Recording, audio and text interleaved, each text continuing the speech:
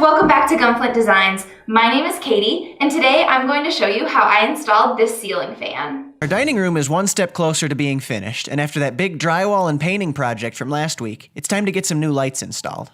This room tends to be on the cooler side all year long. It's on the shady side of the house, so in the summer it doesn't get as hot as the rest of the rooms. However, in the winter, it's farther away from the furnace and fireplace, so it doesn't get as warm. So we decided to go with a ceiling fan in here in the hopes that it would move some air around and level out some of those temperature differences. My favorite part about this project is that Katie wanted to do it herself, so I just stood back with the camera and let her work. My only jobs in this were to provide moral support, to hold a few things when she needed a third hand, and to act as executive tool Sherpa. Yep, I'm pretty good at writing resumes.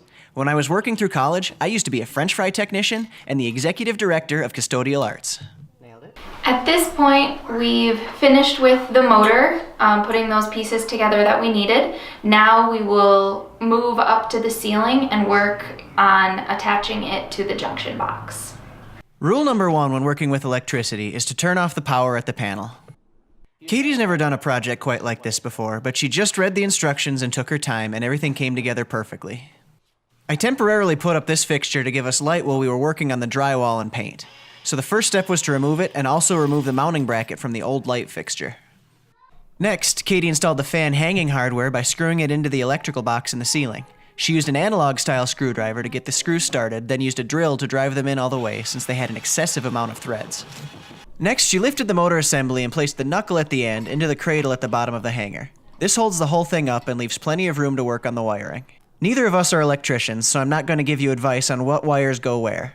Make sure you look very closely at your instructions for that. The process generally involves stripping some wires, twisting the correct ones together, then twisting a wire nut onto the ends. With the wires tied together and tucked in tight, Katie slid the shroud up and locked it into position by twisting it with the screw head through the keyhole slot. Then she put the screw in on the opposite side and tightened them down. Then there was one more decorative collar to hide the hardware, which also got locked in place simply by lining up some keyhole slots and twisting them over the screw heads. Next, Katie assembled the fan blades by lining up the metal arms with the pre-drilled holes in the blades themselves. Then she just tightened down the screws and did this for a total of 5 blades. Here you go. Here you go. What's your name? Aiden. Ah, is it Slimy Face?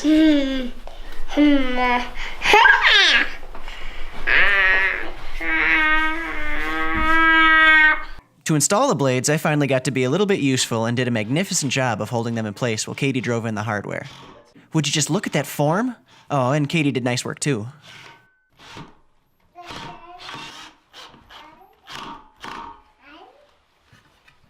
Hooking the lighting shroud up to the rest of the wiring was really easy. There were just 2 wires to connect from each end, and they had different types of male and female plugs, so there was only one way to put them together. Then, Katie just had to push this shroud in place, making sure not to pinch any wires that tried to spill out the side, then install the 3 mounting screws.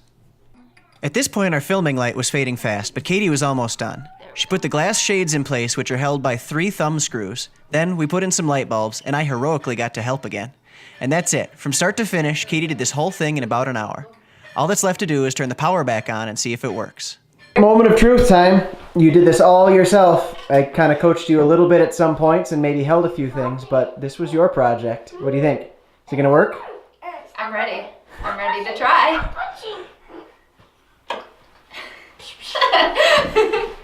Man, that's bright. It's really bright, but it does make this room a lot nicer. Nice. Better than that 70s piece that was up there before. So, yep, I guess we'll check the fan. That works too. I must have done something right. Yeehaw. Yeah. Yeah. This is a better look. It is a better look. Yeah. I think you're right. But not the old light. Not the old one. Emmett, what do you think? Fine. Fine. Tell me about this room. I love the fan, and I love all of these white colors. Yeah. And we should probably change the tape. Yeah, that's a little taller order. That's on the list though, isn't it? Yeah. Yep. Oh, Declan's ready to eat. All right, I think it's supper time, guys. The fan is in, and we are one step closer to being done with this dining room project. I was quite nervous to be taking the lead on this particular project because it involved electricity, but we just stuck to safety guidelines, read the manual, followed the instructions, and everything went smoothly. It did take me about an hour to complete the project, which, to be honest, was longer than I had anticipated, but it seems like that's always the case with home improvement projects. For now, we're at a standstill with the dining room. We still need to get the floors finished, and it'll take a couple of months for the crew to get in to do that. So please come back next week, and Mark will have some shop projects.